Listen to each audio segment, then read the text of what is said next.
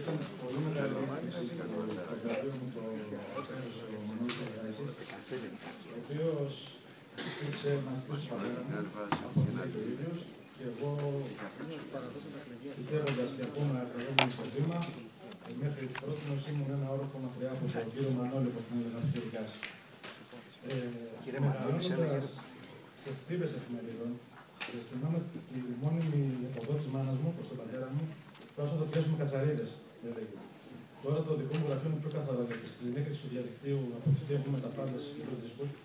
Αλλά θα ήθελα να αφιερώσω αυτό το βιβλίο του Μάικ στη σύζυγό μου Στέλλα, σημειολογικά γιορτάζει σήμερα, διότι ουσιαστικά μαζί το γράψαμε, ξενυχτώντας, υπομένοντας εκείνη, γράφοντας εγώ μετά τις 12 τα χαράματα, μέχρι τις 3-4 μέχρι να με πιάσω ύπνο, γιατί δεν έπαιρνα και άδεια από τις δουλειές, έπρεπε να το κάνω παράλληλα.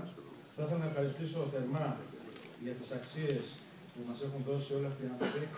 Κύριε Βόμη, είστε ιερά τέρατα όλοι. Και από τον πατέρα μου εγώ έμαθα ήθος, αξιοπρέπεια και τιμιότητα, να μην είμαι λαμόγιο και να κοιτάζω τον άλλο στα μάτια και να κοιμάμαι με το φύλλο καθαρό. Θα ήθελα να ευχαριστήσω τον Μάικ, γιατί επιστρέφθηκε το βιβλίο του σε έναν Έλληνα δημοσιογράφο, με τον οποίο γνωρίστηκε αυτά τα 9 χρόνια που ήταν στο Παναθηναϊκό. Το βιβλίο γράφτηκε στα ελληνικά, τώρα μεταφράζεται στα αγγλικά, όπως γνωρίζω, και θα ήθελα να ευχαριστήσω και την Epic Publications που είχε την ιδέα, τα πρώτα δύο βιβλία της, το ένα το Αντώνη Κοπολίδη και το άλλο του Μάικ Μπατίστ, το ένα από αυτά να το γράψω εγώ. Καλή συνέχεια σε όλους, ευχαριστώ. Πολλά